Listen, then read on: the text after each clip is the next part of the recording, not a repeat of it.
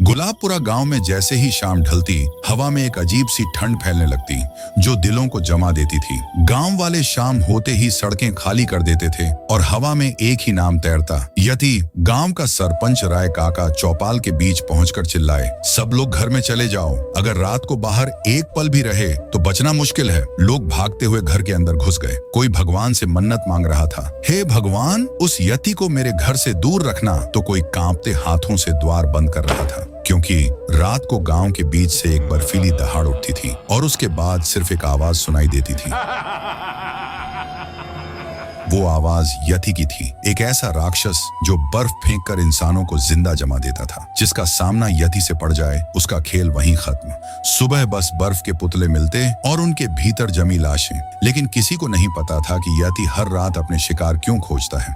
यति का आतंक इतना बढ़ चुका था कि अब वो दिन में भी निकलने लगा था। लोग खेतों से भागकर आते, बचाओ, यति आ गया, और पीछे सिर्फ जमी हुई लाशें। राय काका तिलमिला उठे, बस बहुत हुआ, आज रात में इस यति का खेल खत्म कर दूंगा। उस रात सब सो रहे थे पर राय काका जाग रहे थे। एक पुरानी झोपड़ी के अंदर छिपकर वे यति का इंतजार करने लगे। आधी रात होते ही हवा तेज हो गई, जमीन कांपने लगी और वही आवाज गूंजने लगी। यति सड़क पर उतरा, ऊंचा, डरावना, चमकीली आंखें और हाथ में एक आइस बॉल। लोग उसे देखकर दरवाजे बंद करने लगे। राय काका आगे आकर चिल्लाए, ओए सुन मोटे भालू, क्यों मार रहा है मेरे गांव वालों को? यति ठिठक गया। उसकी आंखों में दर्द था, गुस्सा था और एक चुप्पी। फिर उसकी भारी आवाज गूंजी, क्योंकि इन लोगों ने मेरे बच्चे को मारा है। राय काका चौंक गए। यति ने धीरे धीरे अपनी कहानी खोली। बहुत साल पहले मैं अपने बेटे चीकू के साथ बर्फीले पहाड़ पर रहता था। हम दोनों रोज नदी पर जाते, खेलते, हंसते। मुझे दुनिया में उससे ज्यादा कुछ प्यारा नहीं था। लेकिन गुलाबपुरा में एक लालची आदमी था, पुष्पा। वो जानवर पकड़कर बेचता था। उसने मेरे बेटे को देख लिया और उसे पकड़ने की ठान ली। लेकिन पुष्पा को पता था कि जब तक मैं जिंदा हूँ कोई चीकू को हाथ नहीं लगा सकता। एक शाम जब मैं और चीकू नदी में खेल रहे थे, पुष्पा पीछे से आया, मुझे डंडे से मारा। मैं बेहोश होकर गिर गया और मेरे बेटे को वो उठाकर ले गया। उस दिन मेरा बच्चा रोता रहा पर उसे बचाने वाला कोई नहीं था। तुम्हारे गांव ने उसकी चीखों की आवाज तक नहीं सुनी, इसलिए मैं हर रात तुम्हें उसी ठंड का स्वाद चखाता हूँ जो मेरे बेटे ने झेली। राय काका ने गहरी सांस ली। मैं तेरे बेटे को वापस लाऊंगा, ये मेरा वादा है। उधर पुष्पा अपनी हवेली में ऐश कर रहा था और एक पिंजरे में चीकू कैद था। तभी अचानक कमरे में जोरदार धुआं फैल गया। पुष्पा समझ नहीं पाया कि यह क्या हो रहा है। वह डरते हुए बोला, कौन है? धुआं हटते ही राय काका और चीकू दोनों उसके सामने खड़े थे। पुष्पा डरते हुए जमीन पर घुटनों के बल गिर गया। राय काका गरजे, ये बच्चा यति का है और आज मैं इसे लेकर जा रहा हूँ। पुष्पा अपनी जान की भीख मांगने लगा। वह कुछ बोल ही रहा था कि राय काका ने एक बार में उसे खत्म कर दिया। राय काका चीकू को लेकर यति के सामने पहुंचे। यति अपने बच्चे को देखकर फट पड़ा। दहाड़, आंसू, खुशी, दर्द, सब एक साथ। गांव वाले डरते हुए दूर से सब देख रहे थे। राय काका बोले, गलती गांव की नहीं थी, एक आदमी की गलती सबने भुगती, पर आज तेरा बदला खत्म। तेरे बच्चे को इंसाफ मिल चुका है। ढोलपुर में रात के ठीक 9 बजते ही एक अजीब सी गूंज शुरू हो जाती थी। एक ऐसी हंसी जो किसी के भी खून को जमा दे। गांव वाले जानते थे कि ये वही हंसी है, रहस्यमयी हंसता चेहरा लड़की की। किसी ने उसे सीधा नहीं देखा था, लेकिन कहते थे जिसने भी हंसी सुनकर खिड़की खोली, क्षण भर में उसका चेहरा कटकर जमीन पर गिर जाता। हर रात पूरे गांव में आतंक फैल जाता। दरवाजे बंद, खिड़कियां बंद और दिल अंदर तक कांपते हुए। ढोलपुर में एक ही हिम्मती इंसान था, ऑफिसर राय स्टार। 3 रातों में 4 लोगों की हत्या हो चुकी थी। हर लाश का एक ही हाल, चेहरा गायब, बस खून और डर। राय स्टार को चौथे घर में एक औरत की डायरी मिली। डायरी के आखिरी पन्ने पर बस एक वाक्य लिखा था, वो आज भी हंस रही है, वही नीलम। ये नाम पहली बार सामने आया था। गांव वाले रोते हुए बोले, साहब 9 बजे के बाद वो लड़की की हंसी पूरा गांव कपा देती है। वो दरवाजे के बाहर खड़ी रहती है पर दिखती नहीं। जो भी दरवाजा खोले वो उसका चेहरा काट लेती है। राय स्टार ने कहा, आज रात मैं इस हंसती मौत का अंत करूंगा। रात के 9 बजे पूरा गांव अंधेरे में डूबा हुआ था।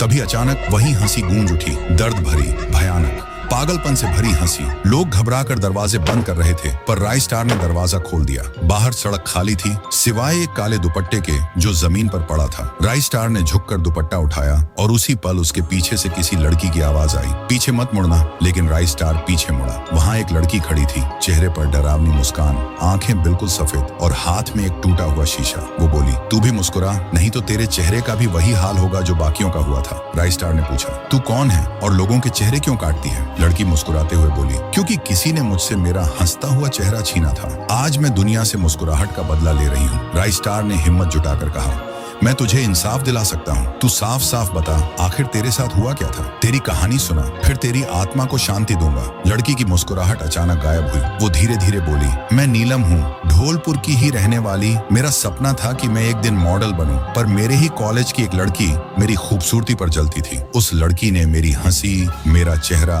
और मेरी जिंदगी बर्बाद कर दी। एक रात वो मेरे घर पर आकर बोली, अरे नीलम, चल वीडियो बनाने चलते हैं। मैंने कहा, इतनी रात को? पर उसके बार बार कहने पर मैं उसके साथ चली गई। वो मुझे एक सुनसान मैदान में ले गई, मुझे हंसने को कहा और मोबाइल कैमरा ऑन कर दिया। जब मैंने हंसा, उसने उसी पल मेरे चेहरे पर एसिड फेंक दिया। मैं वहीं जमीन पर तड़पती रही। जैसे तैसे गांव में आकर लोगों के दरवाजे खटखटाए, पर किसी ने दरवाजा नहीं खोला। जिन्होंने खोला भी था, उन्होंने कहा, भाग यहाँ से, मर भी रही है तो मेरे घर के सामने मत मर। उस रात मैं चीख चीख कर मर गई और मरते वक्त मैंने श्राप दिया, जिन्होंने मेरी चीखें अनसुनी की, उनकी मुस्कान मैं नोच लूंगी। ये सब सुनकर राय स्टार के रोंगटे खड़े हो गए। राय स्टार बोला, नीलम, तुझ पर जो बीता वो अत्याचार था, लेकिन निर्दोष गांव वालों की क्या गलती है? नीलम चिल्लाई, उन्होंने भी दरवाजे बंद किए थे। राय स्टार ने कहा, अगर तू इंसानियत चाहती थी तो दूसरों की इंसानियत क्यों छीन रही है? नीलम का चेहरा दर्द ने मुझे राक्षस बना दिया। राय स्टार ने दुपट्टा उसके सिर पर रखा, मोमबत्तियां जलाई, पूरे गांव वालों को बुलाया। लोग रोते हुए बोले, नीलम, हमें माफ कर दो, हम बुरे इंसान थे, हमने तुझे अकेला छोड़ दिया, तू हमें सजा दे सकती है। नीलम की आंखों से आंसू गिरने लगे, उसकी हंसी टूट गई और वो धीरे धीरे हो गई। चंद्रपुरम दूर दराज में बसा एक शांत गांव था। दिन के समय यहाँ की हवा में मिठास घुली रहती थी, पर जैसे ही सूरज ढलता, गांव पर एक ऐसी चुप्पी उतरती जो किसी कब्रिस्तान से भी ज्यादा डरावनी होती। गांव की गलियां खाली, चौखटों पर लगे कील कुंडे कसकर बंद और हवा में एक अजीब सी थरथराहट, जैसे किसी की आवाज दबाई जा रही हो। चंद्रपुरम में एक बात सबको पता थी, रात 1 बजे के बाद बाहर निकलना मतलब मौत को दावत देने जैसा था। कभी झाड़ियों में एक तेज काला साया दौड़ता दिख जाता, कभी बच्चे गायब, कभी चौकीदार हवा में विलीन। सुबह लोग बस इतना ही कह पाते, उस रात बाहर गया था, फिर दिखा ही नहीं, और किसी में ये पूछने की हिम्मत नहीं कि कौन ले जाता है। राय स्टार जो दूसरे गांव की ओर जा रहा था, एक तेज ट्रक बीच रास्ते में आ गया। राय स्टार का संतुलन बिगड़ा और उसने अपनी गाड़ी चंद्रपुरम की ओर मोड़ दी। सूरज डूब रहा था और हवा में अजीब सी भनभनाहट शुरू हो चुकी थी। राय स्टार ने देखा, लोग बिना कुछ बोले भाग रहे थे। वह सोच में पड़ गया, इतनी जल्दी सब कहां जा रहे हैं? तभी एक बूढ़ा आदमी चीखते हुए उसकी तरफ आया और बोला, जल्दी मेरे साथ चलो, वरना 1 सेकंड भी बाहर रुके तो जिंदा नहीं रहोगे। राय स्टार समझ नहीं पाया, लेकिन बूढ़े के चेहरे पर ऐसा डर था जो कोई अभिनय नहीं कर सकता था। वह चुपचाप उसके पीछे घर में घुस गया। दोनों पुराने लकड़ी के कमरे की खिड़की के पास छिपे थे। खिड़की के बाहर गली थी जो बिल्कुल शांत थी, इतनी शांत कि राय स्टार को अपनी सांसों की आवाज तेज लगने लगी। अचानक वहां पर कुछ हलचल होने लगी, जैसे कोई भारी चीज जमीन पर घसीट रहा हो। बूढ़ा आदमी कांपते हुए बोला, आ गया? राय स्टार ने पूछा, कौन? आदमी ने कांपती आवाज में कहा, वही काला साया। राय स्टार ने बाहर झांका, पर वहां कुछ नहीं था। पर अगले ही पल एक लंबी छाया खिड़की के पास से ऐसे गुजर गई कि पता ही नहीं चला। राय स्टार घबरा गया, पर वह छाया जैसी आई थी वैसे ही गायब भी हो गई। रात गहरी हो चुकी थी। तभी दूर 2 गांव वाले दिखाई दिए, किसी इंसान की लाश कंधे पर उठाए गांव के बाहर जा रहे थे। राय स्टार को शक हुआ, वह चुपचाप उनका पीछा करने लगा।